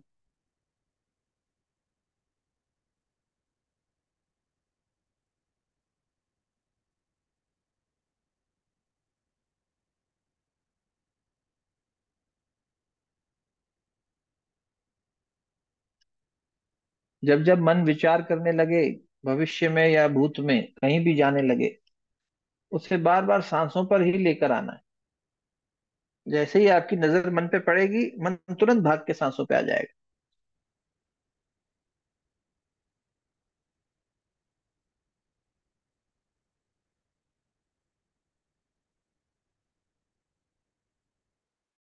यदि मन बहुत भाग रहा हो तो उसे थोड़ा सा शरीर का अनुभव करवाइए। सांस आ रही है तो शरीर में परिवर्तन आ रहा है। छाती फूल रही है, कंधे ऊपर उठ रहे हैं, पेट बाहर आ रहा है। सांस छोड़ते समय फिर से कंधे रिलैक्स हो रहे हैं, लंग्स रिलैक्स हो रहे हैं, पेट सहज हो रहा है। शरीर की इस गति को, इस लयबद्धता को देखिए। सांसों के माध्यम से शरीर में हल्की हल्की गतिशीलता, इस रिदम को मन के साथ जोड़िए। मन यहाँ जुड़ के देखे हो क्या रहा है।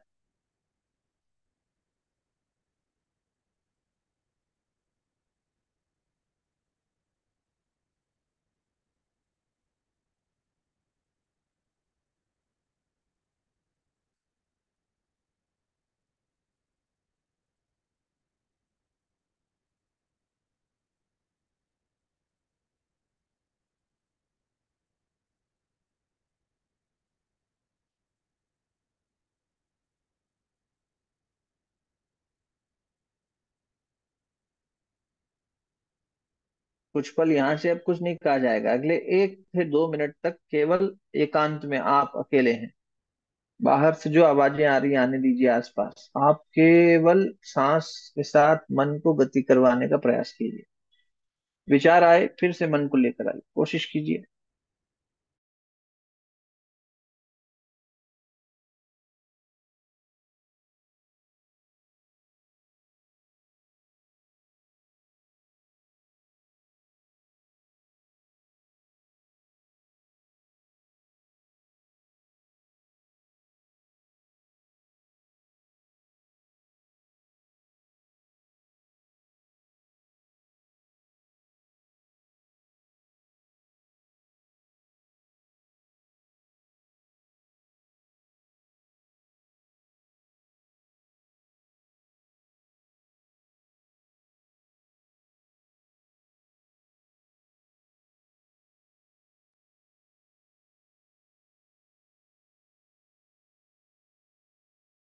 धीरे धीरे मन को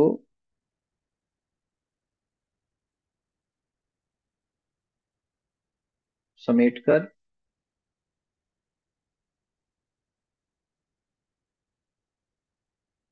ओंकार में स्थापित करिए।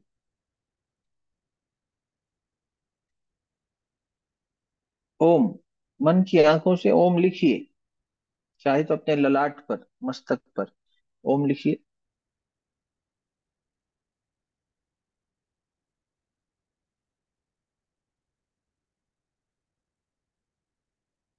एक बार लिखा, फिर अगली बार दोबारा लिखिए।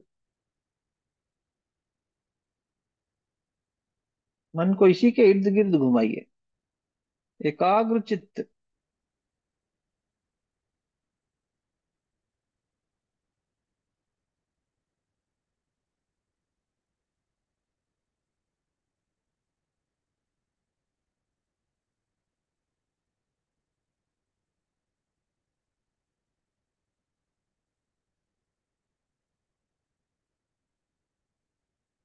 फिर शरीर, एकाग्र चित्त, भाव समाधि।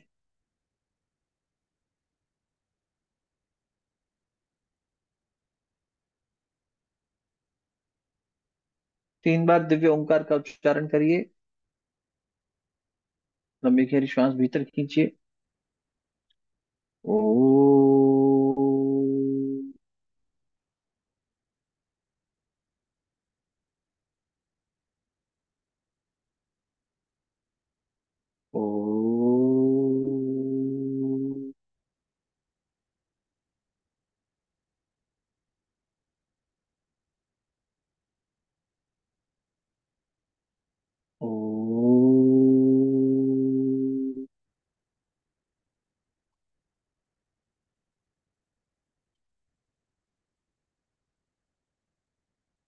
सहज अवस्था में आ जाएं, धीरे धीरे नेत्रों को खोल लें, सामान्य अवस्था में। छोटा सा प्रयोग किया अभी हमने, भगवान श्री बुद्ध का दिया हुआ प्रयोग है। अ, परम आदरणीय श्री स्वर्गवासी श्री गोयंका जी करवाया करते थे, आनापान सती विपश्यना में, सांसों के माध्यम से मन को सूक्ष्म बनाना। गुरुदेव कहते थे दीवार में छेद करना है, कील में चोंच होनी चाहिए, नोक होनी चाहिए। कील नुकीली नहीं होगी तो दीवार में छेद कैसे करेगा? मन को सूक्ष्म बनाना आवश्यक है, मन तभी पेनिट्रेट कर पाएगा। महर्षि पतंजलि इसी बात को कहते हैं कि मूड मनोभूमि बताते हुए चित्त की 5 भूमियां बताई ना उन्होंने, तो उन्होंने कहा कि मूड, क्षिप्त और विक्षिप्त, ये तीनों बेकार है, ये योग के लायक नहीं है। एकाग्र और निरुद्ध अवस्था, ये है काम की हमारे। तो एकाग्र अवस्था, निरुद्ध अवस्था में लाने के लिए एकाग्रता का अभ्यास करना पड़ेगा, धारणा, फिर ध्यान में जाएगा। धारणा के लिए प्राणों पे नियंत्रण करना पड़ेगा, प्रत्याहार करना पड़ेगा, बाहर से भीतर की ओर आना पड़ेगा। तभी आपने क्या किया, बाहर की दुनिया से सजग हो गए, जो चल रहा है चलने दो। धीरे धीरे प्रत्याहार किया, यानी प्रति आहार। कछुआ जैसे अपने सेंसेस को, अपने हाथों को पैरों को ऐसे खींच लेता है, मुंह को अंदर दबा लेता है, प्रत्याहार। हम बाहर से सेंसेस खींच के मन को, जो सेंसेस यानी इंद्रियों के साथ जुड़ा हुआ था, वहां से लेकर अंदर की ओर ले आए और सांस के साथ टिका दिया उसको। कहीं तो लगाना पड़ेगा, अभी शून्य अवस्था में तो गया नहीं। एकाग्रता, एकाग्र चित्त, गुरु जी बार बार, भाव समाधि, एकाग्र चित्त, ब्रह्म संदोख, ब्रह्म संदोख।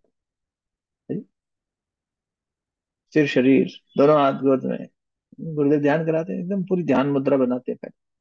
अब उसके बाद मन सांसों से जोड़ दिया, आ रही है सांसें, जा रही है सांसें, बड़ा सरल तरीका है। मतलब क्योंकि हम लोग सब कभी ना कभी तनाव का अनुभव करते हैं, और ये मंच जो है एएसएफ, इसके माध्यम से ये बात बहुतों तक पहुंचती है और भविष्य में पहुंचती रहेगी, क्योंकि सबके लिए उपलब्ध है, ओपन चैनल है। ऐसा तो है नहीं कि ये बस कुछ लोगों तक सीमित है, आने वाले समय में हजारों लाखों लोग इस तक जुड़ेंगे। तो इसलिए जरूरी है ये अभ्यास, यहाँ समझना सीखना सभी तरह के, आप लोग सब विशेषज्ञ लोग हैं, कि हम सांसों के साथ में, जितना जिसने तन्मयता बनानी सीख ली वो उतना योगी होता चला जाता है। क्यों कहा गया? वो सांसों के साथ जुड़ा हुआ जो प्राण है, तो गुरुदेव ने एक प्राणायाम सिखाया। ये ध्यान की तो एक क्रम हुआ, उन्होंने कहा बेटा एक प्राणायाम कर ले तो बाकी छोड़ दे, सब नहीं कर सकता। उसका नाम बड़ा सुंदर दिया, प्राणाकर्षण प्राणायाम। ये योग की किसी भी उसमें हमें तो आज तक मिला नहीं, गुरुदेव ने शायद खुद ही बनाया होगा अपनी तपस्या से, प्राणाकर्षण प्राणायाम। और दूसरी जगह अन्यत्र स्थान पे इसको प्राणाकर्षण क्रिया लिखा गुरु जी। क्या है बेटा प्राणाकर्षण क्रिया? बोले कुछ नहीं, तू बैठ जाना, चाहे लेट के कर लेना चाहे बैठ के कर लेना। गुरु जी करना क्या है? देख बेटा सरल सी विधि है, मैकेनिकल प्रोसेस तो इतना ही है कि सांस नाक से लेना है, मुंह से छोड़ना है। अभी करेंगे, फिर 1-2 मिनट का करेंगे ना। उसमें क्या करना है? बोले गुरु जी नाक से सांस छोड़ना बेटा, और मुंह से छोड़, नाक से सांस लेना और मुंह से छोड़ना। अच्छा गुरु जी बस इतने से हो जाएगा? हाँ बेटा इससे हो जाएगा, लेकिन पूरा नहीं होगा, एक काम और कर ले, क्रिया के साथ भाव जोड़ देना। गुरु जी क्या? इसका नाम है बेटा प्राण आकर्षण प्राणायाम। मन में प्राण की कमी हो गई है, इसलिए परेशान है। आत्महीनता, लापरवाही, या जो भी हमेशा कह रहे हैं कि विश्वास की कमी, श्रद्धा की कमी, कृतज्ञता की कमी की वजह से मन क्या हो गया? कमजोर हो गया ना, मनोरोग हो गया है। डिप्रेशन क्या है? मनोरोग है। एंग्जाइटी क्या है? मनोरोग। बेटा मन को मजबूत कर। गुरु जी अभी तो बिल्कुल ताकत नहीं है, ये जब ज्ञान समझ में नहीं आ रहा मेरे से आपका, प्रज्ञा जागृत कर, ये कर वो कर, मेरे कुछ समझ में नहीं आ रहा। बेटा एक काम कर, बैठ जा कुर्सी पे, लेट जा जमीन पे, जो करना कर। हाँ गुरु जी फिर क्या करूं?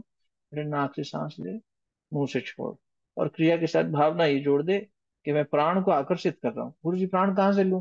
बोले प्रत्यक्ष देवता सूर्य है, धरती के सौर मंडल का सूर्य ही प्रत्यक्ष देवता है, इसी के चारों तरफ सारा सृष्टि घूम रही है, हमारी सृष्टि तो इसी के चारों तरफ घूम रही है ना, इसी से सब चल रहा है, संचालित हो रहा है। सूर्य की वजह से फोटोसिंथेसिस हो रहा है, सूर्य की शक्ति से ही जो है समुद्र में से वाष्पीकरण होकर सारा एटमोस्फेयर जागृत हो रहा है। सारी परिस्थितियां सूर्य निर्मित कर रहा है हमारे लिए, जीवन उपयोगी परिस्थितियां, जीवन उपयोगी परिस्थितियां सूर्य पैदा कर रहा है। अशिव का नाश सूर्य कर रहा है। अरे वाह, चलो सूर्य ये हमारा जीवन दायिनी शक्ति है। बेटा और किसी भगवान में विश्वास हो चाहे नहीं हो, ये प्रत्यक्ष देवता तेरे सामने है। अब बैठ जा बेटा, इसी से ले और इसी को दे। क्या ले साहब? प्राण, शुद्ध प्राण। जैसे ब्लड ट्रांसफ्यूजन होता है तो नया खून चढ़ाया जाता है, पुराना खून उतारा जाता है।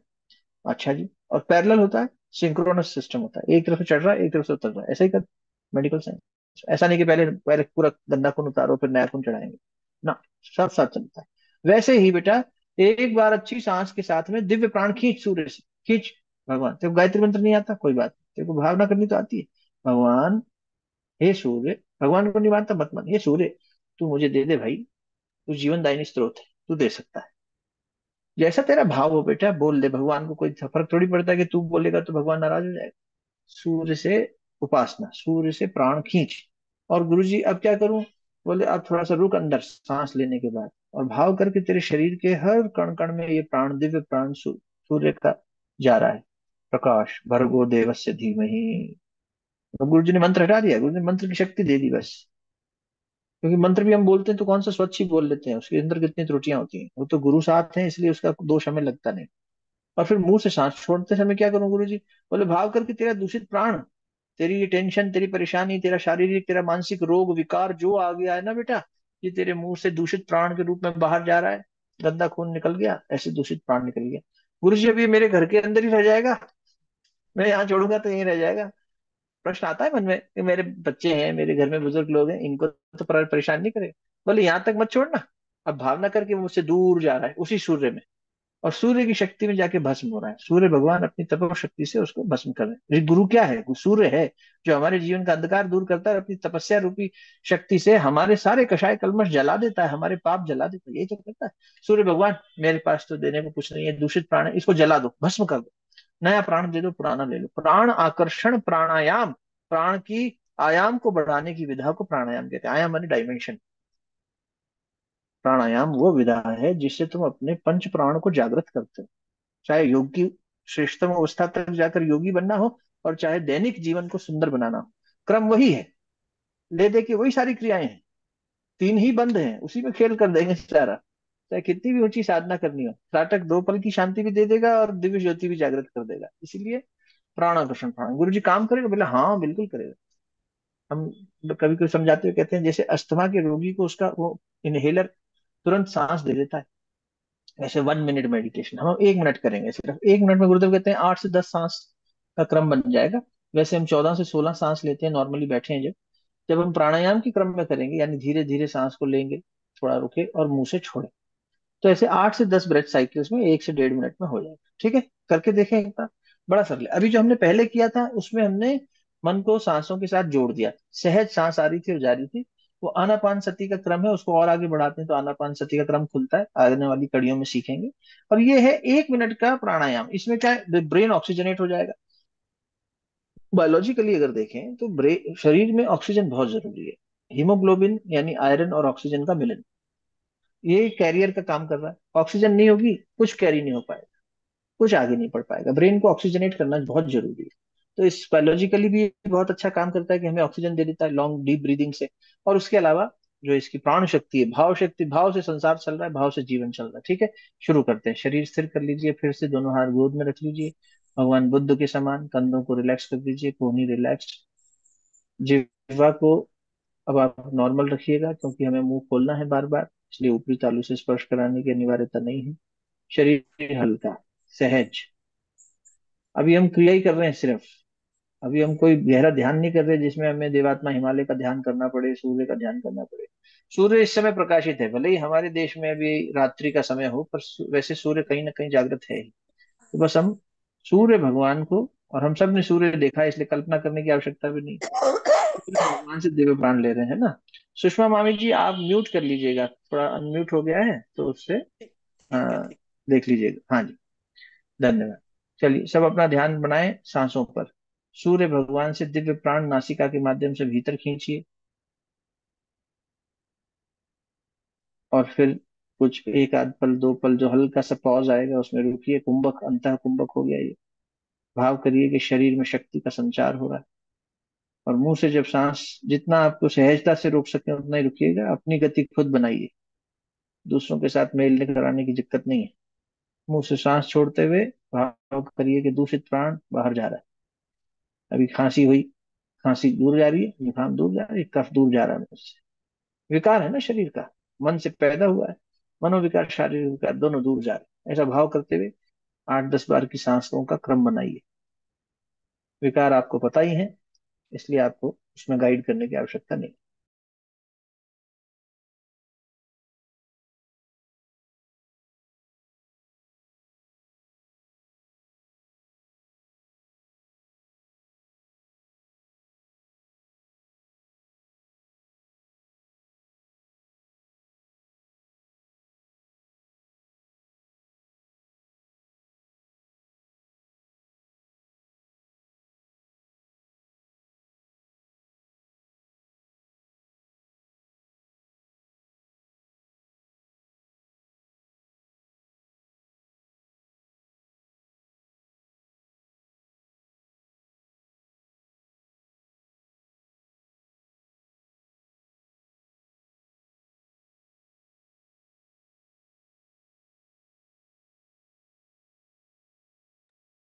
अंतिम 2 बार।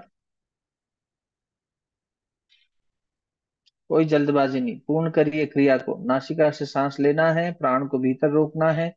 दिव्यता का संचार शरीर के रोम रोम में, मन के कोने कोने में। बाहर जाते हुए श्वास के साथ दूषित प्राण, दूषित विकार दूर।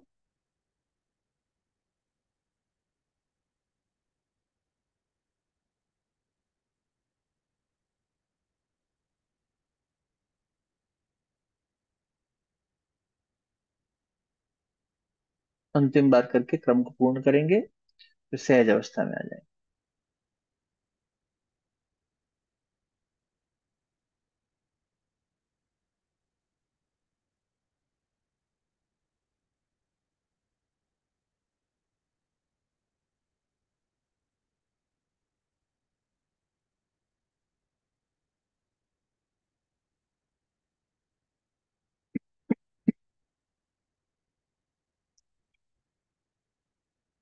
बहुत अच्छे। अपने क्रम को पूर्ण करिएगा, कोई जल्दबाजी नहीं। जिनका हो गया वो सहज अवस्था में आ जाए, नेत्र खोल लें। अब आप, अभी तो हमने इसको सीधा करना शुरू कर दिया था, कभी कभी भी करिए। गुरुदेव ने कहा दिन में बेटा कई बार कर सकते हैं, विशेष रूप से, क्योंकि ये मंच में बार बार कह रहा हूँ, कई लोगों तक ये आवाज पहुंचती है इस मंच के माध्यम से। जो इसे बाद में भी सुन रहे हैं उनसे हमारा निवेदन कि विशेष रूप से जब जीवन में तनाव का पल आए, और जीवन से मतलब ये नहीं कि गुरुदेव तो एक दिन के जीवन की बात करते हैं, बेटा एक दिन का लेखा जोखा ले। आज सुबह से रात तक में आज के जीवन को शानदार बनाएंगे, और आज का दिन बीते हुए कल से बेहतर होगा। बस इतना संकल्प लेके, जब तेरे को लगे कि अब गाड़ी हाथ से फिसल रही है, या अब मुश्किल की स्थिति आ सकती है, या अब मेरे लिए परेशानी आ सकती है, यही कर, उसी समय बैठ जा। भैया 1 मिनट, बस गुस्सा आ रहा है, 1 मिनट, 1 मिनट सांस ले ले, फिर कर गुस्सा। 1 मिनट हमारे अंदर जो है तनाव की परेशानी की स्थिति आ रही है, 1 मिनट बस ये सांस ले लेते, भाई तुरंत समाधान निकलेगा। इसका बायोलॉजिकल एक्सप्लेनेशन भी है। ये सिर्फ कोई प्राणायाम या ऐसा कोई यौगिक क्रिया ही मात्र नहीं है किसी गुरु द्वारा दी हुई। बायोलॉजिकल रीजन ये है, हमारा ब्रेन किससे डिजाइन किया गया है प्रकृति द्वारा। मनुष्य का दिमाग या किसी भी प्राणी का तुरंत रिस्पॉन्ड करने के लिए, रिएक्ट करने के लिए, कम से कम समय में समाधान, कोई रिएक्शन दे, कोई सोल्यूशन दे। अब क्या हो गया, इसकी इस बनावट और आदत की वजह से हम बहुत इम्पल्सिवली बिहेव कर रहे हैं। इम्पल्सिवली यानी बहुत जल्दी, क्षणिक, इंस्टेंट। अब हो क्या गया है, इस इंस्टेंट इम्पल्सिवनेस की वजह से हम अधीर होते चले जा रहे हैं। यहाँ हम मन को धीर धरा रहे हैं, थोड़ा धीर। मराठी में कहते हैं धीर धरा, धैर्य रखना। पृथ्वी का गुण है धात्री, धारण करने वाली, मूलाधार चक्र, स्थिरता लाने का गुण। घूम रही है फिर भी हमें स्थिर रखा हुआ है। बस वही बात है, मन को स्थिरता प्रदान करने का गुण। तो अब कर क्या रही है, तो बोले कुछ नहीं बेटा, जो ब्रेन है ना, इसके रेस्पॉन्स को डीले कर रहे हैं। बस 1 मिनट में अभी करते हैं आंसर। तो क्या किया आपने, सांस लिया, थोड़ा रुके और धीरे धीरे छोड़ा। उतनी देर में मन ने यानी ब्रेन ने जो प्रोसेस करना था, इसे कहते हैं स्टिमुलस रिस्पॉन्स टाइम, वो डिले कर दिया। स्टिमुलस आई, आपने रिस्पॉन्ड नहीं किया। जैसे अभी इससे पहले वाला जो प्रक्रिया सीख रहे थे, जब आनापान सती में आगे जाते हैं तो उसमें क्या करा देते हैं, आप में से जिन लोगों ने विपश्यना की है या जानी है जानते हैं, स्थिर होके बैठ जाइए। मच्छर भी काट रहा है तो काटने दीजिए, खुजली हो रही है होने दीजिए, शरीर में कोई भी प्रतिक्रिया हो रही है, दर्द हो रहा है, कहीं पैर सो गया, बैठे बैठे हमारा दर्द हो रहा है, उसे देखिए बस, उसे साक्षी भाव में देखिए, बस कोई प्रतिक्रिया मत करिए। आन अपान सती, तो उसमें यही है, सांसों के आवागमन के साथ जुड़ के मन को एकाग्र करके ऐसे बिठा दिया। जैसे बाल गंगाधर तिलक जी का ऑपरेशन होना था, तो उन्होंने कहा ऐसे ही कर दो, हम गीता पढ़ रहे हैं, तुम हमारे पैर में टांके लगा दो। है ना, ये तो ऐतिहासिक घटना आ गए, अरे वाह, ये तो ऐतिहासिक घटना है। आप में से जो आदरणीय लाल बिहारी बाबू जी को जानते हैं, उनके जीवन में भी ऐसी घटना है कि उनका एक्सीडेंट हुआ, लेकिन बिना एनेस्थीसिया के डॉक्टर ने सर्जरी कर दी, करवा ली, चेतना की स्थिति लाई जा सकती है ना। तो हम अभी तो खैर जहां खड़े हैं उसी विषय पर न्याय करने का प्रयास करते हैं, दूर नहीं जाते ज्यादा। ये 2 अभ्यास, और इसमें भी जो दूसरा अभ्यास हमने किया अभी वाला, जिसमें हमने प्राणाकृषण प्राणायाम सीखा, इतना ही है बस ये। और इसकी गति और धीरे होती जाए, अवधि बढ़ती चली जाए। 1 मिनट के लिए गुरुदेव ने कहा 1 मिनट तो कर ले, 1 मिनट ही हो जाए बेटा, बस 5 मिनट, 1 मिनट ही हो जाए, बस हो जाएगा मामला। 1 मिनट के लिए कर लिया, हो जाएगा उससे। तो इतना करेंगे, मुझे लगता है हर बार हम थोड़े से प्रैक्टिस भी इसमें डालें अपने सत्र में, तो कुछ ऐसे प्रैक्टिकल टूल्स का हमारा एक समाधान निकल जाएगा, पूरा पैकेज बन जाएगा। व्यक्ति अगर सुबह उठता है 5 मिनट से लेकर 10 मिनट तक भी जो है खुली हवा में बैठ गया है, और ये 3 4 चीजें जो अपन धीरे धीरे सीख के कैप्सूल बना लेंगे, हर कड़ी में एक नया कुछ सीखेंगे प्रयोग, तो उसको जोड़ देंगे, मूल बंध सीखेंगे। बंध की बड़ी शक्ति है, उसे योग की भाषा में हम कहते हैं मूल बंध को, ये मास्टर की है, ये सारी चाबियां ताला खोल देती है, हर मुश्किल का समाधान है। और इसको अब बायोलॉजिकली नर्वस सिस्टम से जोड़कर देखा जा रहा है। ये मुद्रा का विज्ञान, सिर्फ ज्ञान मुद्रा अगर लगा ली जाए, हम आपसे वही है, गुरुदेव के आशीर्वाद से इतने वो हो गए, नहीं तो हमारी पात्रता नहीं थी। सिर्फ ज्ञान मुद्रा से नींद की गोली छूट जाती है। मतलब रात में आदमी नींद की गोली सो रहा है, लेके सो रहा है, नींद उसे नहीं आ रही है, ठीक से सपने देख रहा है, वो केवल एक ज्ञान मुद्रा से ठीक हो सकती है, इतनी ताकतवर है ये। ऐसे ही थोड़ी भगवान शिव जो है नीलकंठ जो जहर पी के बैठे हैं और ज्ञान मुद्रा लगाए बैठे हैं, क्यों उनको बुद्ध की तरह नहीं बिठा दिया? और क्यों बुद्ध करुणा के अवतार माने गए, वो ध्यान अवस्था में बैठे हैं और वो ज्ञान मुद्रा में नहीं बैठे? दोनों ने अलग अलग मुद्राएं क्यों लगा रखी? और क्यों विष्णु अपनी मुद्रा में लेटे हुए हैं? सबका अपना अपना विज्ञान है। तो हाँ बेटे, कोई बात। तो भगवान शिव जो है वो हलाहल पी के भी, जहर पी के भी व्यक्ति जो है शांत रह सकता है, ये ज्ञान मुद्रा का चमत्कार है। करना चाहिए। तो इन सबको धीरे धीरे समझेंगे आने वाले प्रकरण में भी। आज हमने जो प्राणाकर्षण किया, चंद्रमा हमारे आज की शक्ति थी और अधिष्ठाता थे। चंद्रमा यानी मन, मन को शांत करने के लिए ज्ञान मुद्रा, और उसके साथ में ये प्राणाकर्षण प्राणायाम करिए, बहुत ताकत मिलेगी। जो लोग करते रहे अच्छी बात है, और गहरा करें। और जो पहली बार सुन रहे हो वे लोग जरूर करें। कोई प्रश्न उत्तर हो तो अभी ले लेते हैं, समय भी हो गया। फिर जिज्ञासा समाधान के बाद में अगली कड़ी में और ऐसे सूत्र और ऐसे अभ्यास करके साथ में सीखे। जी मामा जी। बहुत बहुत धन्यवाद आदरणीय अंकुर जी। आज आपने विषय का काफी मार्मिक और बड़ा अच्छा विवेचन किया। किसी का कोई प्रश्न वो पूछ सकते हैं, फिर बाद में हमारे आदरणीय जय साहब तो सब धन्यवाद के देंगे। अंकुर जी, आपने बहुत सही बताया कि जो डिप्रेशन है वो पास्ट है और एंजाइटी जो फ्यूचर है। और खासकर जो दो आज आपने हमको दे दिए, ये किसी भी टाइम हम लोग कर सकते हैं। जो लास्ट वाला है, तो मैं समझता हूँ दिन में अगर जब भी हमारे सामने कभी ऐसा मौका आए तो उसको एक प्रकार से गोली समझ के या मेडिटेशन समझ के कर लें, तो मैं समझता हूँ काफी हद जी। तक उससे हमारी समस्या का समाधान हो सकता है। और मामा जी एक बात जोड़ दूं इसमें, आप वाली बात में ही गुरुदेव ने ये भी लिखा है पुराण विद्युत के चमत्कार नामक अपने ग्रंथ में, कि रात को सोने से पहले मनुष्य इसे जरूर कर ले। हम्म। एक हमारे यहाँ अंग्रेजी में भी कहावत है, your day starts the night before. कल सवेरा मेरा कैसा होगा वो आज रात को सोते समय मैंने जो अपने मन को फीड किया होगा उसी आधार पर होगा ना। मैंने अगर एक जासूसी उपन्यास पढ़ा, तो हो सकता है मुझे वैसा ही दिमाग में चलता रहे। अगर कोई सात्विक ग्रंथ पढ़ा तो वैसा चले। और हुल्लड़बाजी करी तो हुल्लड़बाजी। जैसा मेरा रात में नींद में गति होगी, वैसी कल सुबह मेरी मति होगी। हम्म। क्योंकि सबकॉन्शियस अवचेतन मन का विज्ञानी कह रहा है कि वो जागृत अवस्था में है। इसलिए राजा जनक को भिखारी का भेष जब अनुभव में आया तो वो घबरा गए कि मैं तो भिखारियों के राजा हूँ। तो जो हमारा अवचेतन मन है वो हर चीज को सत्य मान के ही जीता है। तो इसलिए गुरुदेव ने कहा सोते समय बेटा जरूर कर ले, और ज्ञान मुद्रा लगा के कर ले। ज्ञान मुद्रा की व्याख्या अगले में कर लेंगे, क्योंकि ये पूरी हम्म। नर्वस साइंस है, नर्वस सिस्टम से जुड़ी हुई। तो ज्ञान मुद्रा लगा के बेटा लेट जा। शयन अवस्था में तू करवट पे लेट, जैसे मर्जी लेट, चिंता मत कर, ये खुल जाएगी जब खुलनी होगी, अपने आप हाथ छूट जाएगा तो छूट जाएगा। हम्म। तू बस हम्म। लेट जा, और लेट कर ये प्राणाकर्षण क्रिया जरूर कर। नाक हम्म। से सांस ले, मुंह से छोड़, देख तेरी नींद की इतनी गहरी अवस्था हो जाएगी कम समय में। जैसे योगी जन ज्यादा अपना चेतना को जागृत कर लेते हैं। नींद तो चेतना के जागरण की क्रिया है, नींद सोने को थोड़ी कहते हैं। चेतना हम्म। के जागरण की क्रिया बनाई है भगवान ने। बड़ा सुंदर शानदार गुरुदेव कहाँ कहाँ की बातें बताते हैं। कहते हैं तुम्हारे जो सपने आते हैं वो वास्तव में प्रकृति तुम्हें हीलिंग करती है रात को। प्रकृति माँ स्वरूप बन के आती है, और दिन भर में तुमने मन में कितनी बातें एडजस्टमेंट के नाम पर, या ये करेंगे वो करेंगे सोच के, ये ऊर्जा दबी रह गई ना जो अंदर, इसको रात को आके प्रकृति साफ करती है माँ की तरह। बेटा वही सपने के रूप में दिखाई देता है। वरना तेरे अंदर इतनी कुंठा, इतना अवसाद पैदा हो जाए, सब कुछ अंदर ही एक्यूमुलेट होता रहे, तो कितना कंटेन करेगा, फट जाएगा। इसलिए सपने के माध्यम से रात में आके वो साफ कर देती है। कुछ तेरे को याद रह जाता है तो तू कहता है मैंने सपना देखा। तूने क्या देखा? वो आके सफाई कर रही थी तेरे दिन भर का, और पुराना जितना चल रहा था सब माँ के रूप में वो साफ करती है। इसलिए स्वप्न तो अपने आप में एक अच्छी चीज है। लेकिन वही है कि गंदगी पैदा ही क्यों करें कि उसे साफ करना पड़े। दिव्य स्वप्न देखना, अच्छाई वाले दिन। तो ये स्वप्नावस्था बड़ी अच्छी हो जाती है। ये आपको अनुभव की बात बता रहे हैं कि ज्ञान मुद्रा और दिव्य स्वप्न आने लग जाएंगे। नींद कम समय में पूरी हो जाएगी। जागने पे फ्रेशनेस रहेगी। तभी तो विचार अच्छा कर पाएगा व्यक्ति। अभी तो 8-8 घंटे लोग सोते हैं तो भी उठने के बाद हमें बिल्कुल एनर्जी नहीं है, थके हुए हैं, दिन में मन नहीं कर रहा है, संकल्प शक्ति नहीं बन रही। मन है करने का, कर नहीं पा रहे। संकल्प शक्ति कितनी क्षीण हो गई है मनुष्य की। बकेट लिस्ट बना रखी है सबने, आजकल फैशन हो गया है, लेकिन हो नहीं पा रहा। तो सोते समय जरूर करें, बस इतना सा निवेदन करना चाहूंगा। आगे आप बात को गति दें।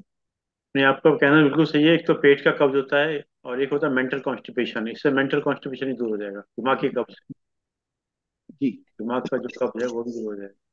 किसी को कोई प्रश्न में पूछ सकते हैं, और नहीं तो एक चीज मैं ही पूछ लेता हूँ आपसे। जैसे कि आपने बताया कि जैसे 24 अक्षर अक्षरों की साधना करते हैं, अगर हम जैसे कहते हैं भगवान गुणों के समुच्चय हैं, अगर हम एक एक गुण को डेवलप कर लें तो क्या वो भी साधना हो सकती है? जैसे गुरुदेव का ही थॉट है कि शालीनता बिना मोल मिलती है, और इससे सब कुछ कहा जा सकता है। अगर हम शालीन बन जाए, जैसे गुरुदेव को थोड़ा कुकर्मी से बढ़कर अभागा कोई नहीं, क्योंकि विपत्ति को साथ भी नहीं होता। जैसे गुरुदेव के जो कुछ थॉट्स हैं, अगर उनके गुणों को विकसित कर लें हम लोग, या उन्हें वो सराव जिन्होंने अनित्य धन अर्जित किया, तो हम नीति पर चलते हुए अपना कार्य करें, जो प्राप्त है वो पर्याप्त का साधन मान लें, तो धीरे धीरे अगर हम गुणों को भी इकट्ठा करना शुरू कर दें तो धीरे धीरे करके हो सकता है वो भी हमारे अंदर साधना आ सकती है। ये गुरु जी एक ऐसा तिलिस्म है, ऐसा जादूगर है ऐसे, कि उन्होंने इतना, इसीलिए इतना बड़ा परिवार बना पूरी दुनिया, पूरे युग का निर्माण। और इतना बड़ा परिवार क्यों? क्योंकि हर किस्म के व्यक्ति के लिए समाधान दे के गए हैं बाबा। तो उन्होंने क्या किया कि जो मंत्र में जी चुराएगा उसको कैसे मंत्र पकड़वाऊं उसको सूत्र सदवाक्य के रूप।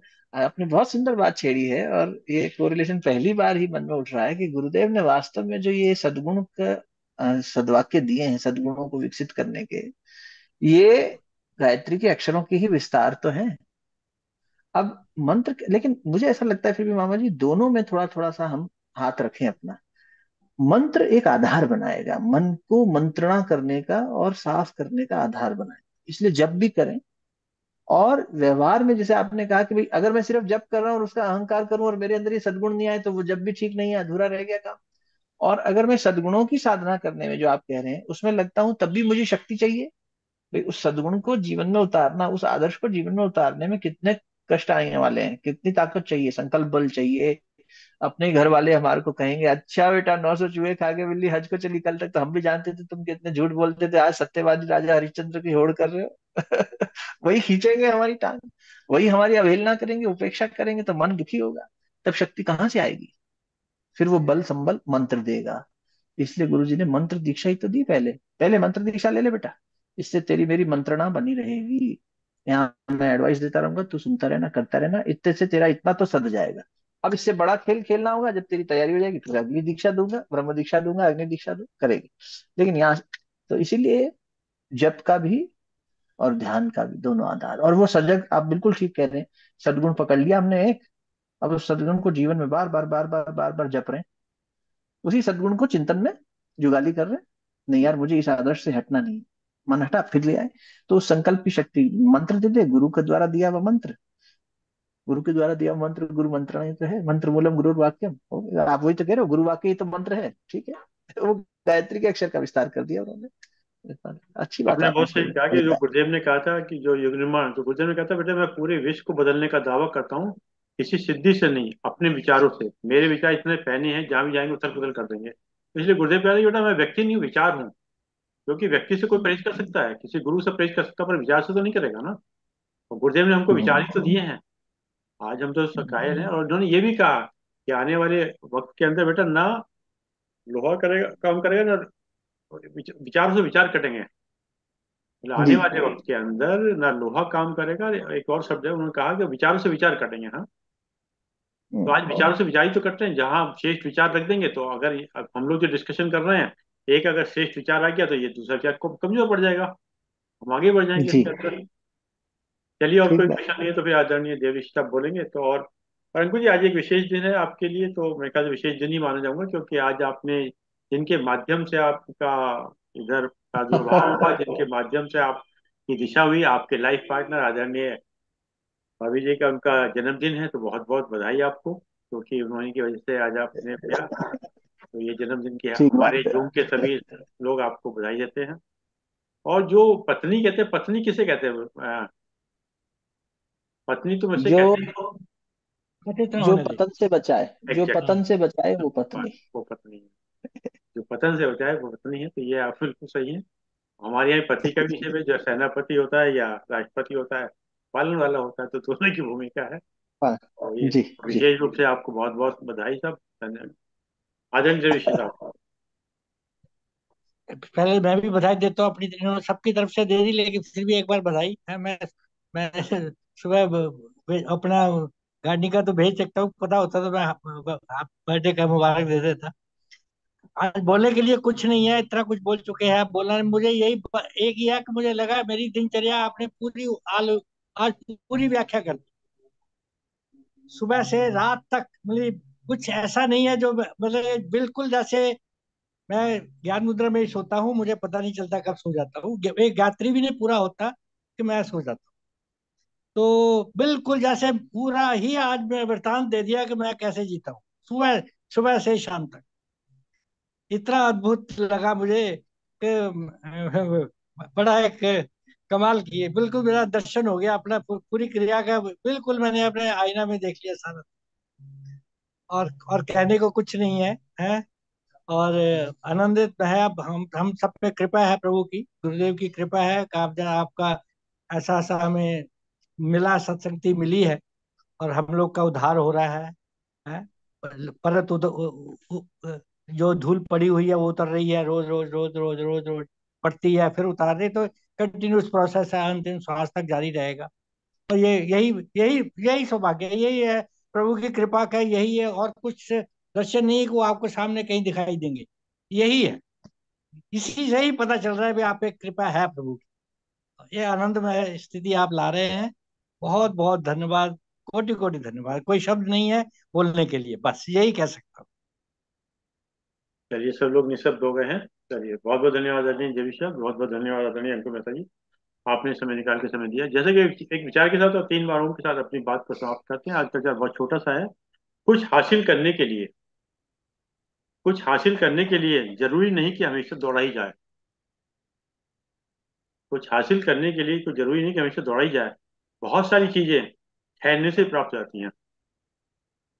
बहुत सारी चीजें ठहरने से प्राप्त हो जाती हैं, जैसे सुख, शांति और सुकून। जैसे सुख, शांति और सुकून। जो आपका मन है उसी को जितना आपने ठहरा लिया, उसी से आपको मिल जाएगा। आइए, 3 बार ऊपर कर सकते हैं। आप कुछ कहना पहले, हम कुछ करें क्या? नहीं, आपके नहीं नहीं, वो आपने कहा ठहरने से, तो वो पॉज वाली बात याद आ गई कि वास्तव में वो वही पॉज लेना आना चाहिए व्यक्ति को। तो आपने उसका नाम भी ठहरा, तो पॉज एंड लर्न रखा ना अपना, पॉज और एंड रखवा दिया गुरुदेव ने, वही रखवा दिया गुरुदेव। लर्न। जी, उनका उच्चारण करते हैं साथ साथ। चलिए, आइए।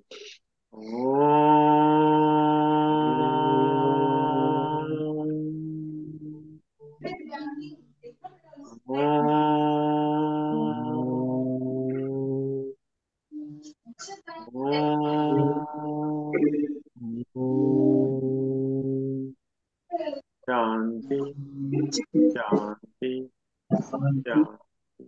सभी को प्रणाम, सभी को प्रणाम।